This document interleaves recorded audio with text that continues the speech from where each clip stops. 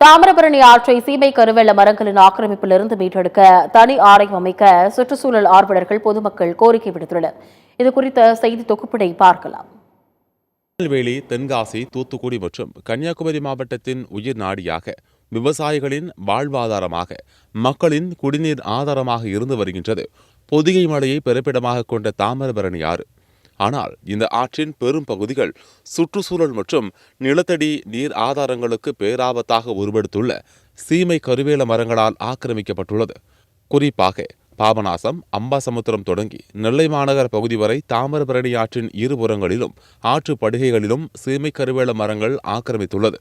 மேலும் திருநெல்வேலி மாவட்ட ஆட்சியர் அலுவலகத்தின் எதிரே உள்ள தாமிரபரணி ஆற்று பகுதிகளிலேயும் சீமை கருவேல மரங்கள் ஆக்கிரமித்துள்ளன.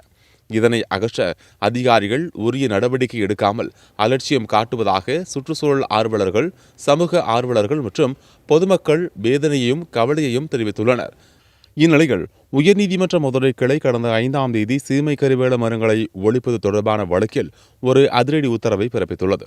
அந்த உத்தரவில் தமிழகத்தில் சீமை கருவேல மரங்களை அகற்ற இதுவரை எடுக்கப்பட்ட நடவடிக்கைகள் குறித்து அனைத்து மாவட்ட ஆட்சியர்களும் வரும் ஜூலை மாதத்திற்குள் விரைவான பதில் மனு தாக்கல் செய்ய வேண்டும் என்றும், இந்த மரங்களை அகற்றும் பணிகளை கண்காணிக்க அனைத்து மாவட்டங்களிலும் பிரத்யேக அலுவலர்களை உடனடியாக நியமிக்கவும், உத்தரவை பின்பற்ற தவறும் பட்சத்தில் சம்பந்தப்பட்ட மாவட்ட ஆட்சியர்கள் மீது நீதிமன்ற அவமதிப்பு நடவடிக்கை எடுக்கப்படும் எனவும் தெரிவித்துள்ளது. இந்த உத்தரவுக்கு வரவேற்பு தெரிவித்துள்ள சுற்றுச்சூழல் ஆர்வலர்கள் மற்றும் சமூக ஆர்வலர்கள் இது குறித்து நமது செய்தியாளரிடம் கூறுகையில், உண்மையிலே இது ஒரு நல்ல விஷயம்தான். சில நேரம் நீதிமன்றங்கள் மூலம் ஒரு சமூக சீர்திருத்தத்துக்கு நிறைய தீர்ப்புகள் நமக்கு வந்துக்கிட்டு இருக்கு, நாம் பார்த்துருக்கோம். அதே மாதிரி இந்த கருவை மரம் அப்படிங்கிறது சொல்லுவாங்க, முன்னாடி ஆங்கிலேயர் காலத்திலே தூவப்பட்ட விதைகளினால வந்தது அப்படின்னு சொல்லுவாங்க. ஆனாலும் கூட அதோட என்ன அப்படின்னா நிலத்தடி நீர் மட்டத்தை ரொம்ப வெகுவாக குறைக்குது. அதே நேரம் அதோட நிழலும் மனித உடல்நிலைக்கு ஆரோக்கியமானது இல்லை அப்படிங்கிறதும் நமக்கு இப்போ அறிவியல் சொல்லுது.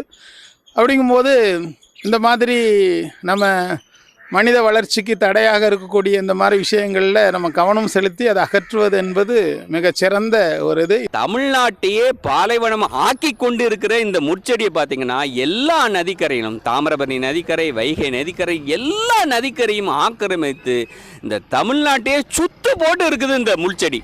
இந்த முள்செடி மேலே இன்னும் ஓரிரு ஆண்டுகளில் முடிவெடுத்து முற்றிலும் அகற்றலைன்னா கண்டிப்பாக தமிழ்நாடு போயிடும். இந்த இளைஞர்கள் தான் இந்த ஆட்சின்னு சொல்றீங்க. இந்த முச்செடியை அகற்றுமா, தமிழ்நாட்டை காப்பாற்றுமா? இது ஒரு கண்டிப்பான சவால். 30-40 மீட்டர் அளவிற்கு பூமிக்குள் சென்று தண்ணீரை உறிஞ்சி எடுக்கக்கூடிய வல்லமை படுத்தது.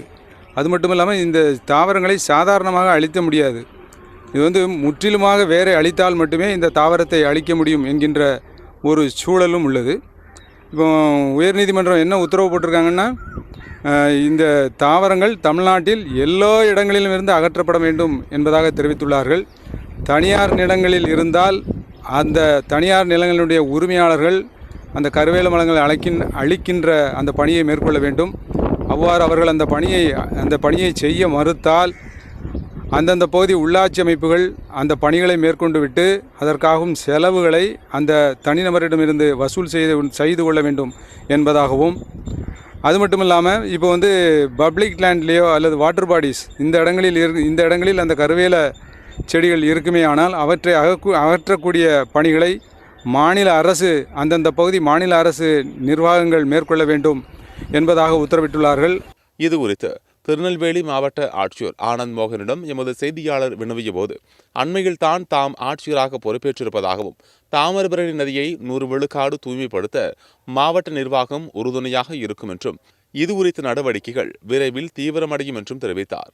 எனவே போர்க்கால அடிப்படையில் மாவட்ட நிர்வாகம் உடனடியாக தலையிட்டு தாமிரபரணி ஆற்றை முழுமையாக சீமை கருவேல மரங்களின் பிடியிலிருந்து மீட்க நடவடிக்கை எடுக்க வேண்டும் எனவும், அதனை தொடர்ந்து கண்காணிக்க முறையான ஒரு தனி ஆணையத்தை அமைக்க மாவட்ட ஆட்சியரும் தமிழ்நாடு அரசும் உரிய நடவடிக்கை எடுக்க வேண்டும் என்றும் சுற்றுச்சூழல் ஆர்வலர்கள் மற்றும் சமூக ஆர்வலர்கள் கோரிக்கை விடுத்துள்ளனர். சத்தியம் தொலைக்காட்சியின் செய்திகளுக்காக திருநெல்வேலி மாவட்ட செய்தியாளர் மு. வனராஜ் சங்கருடன் செய்திக்குழு.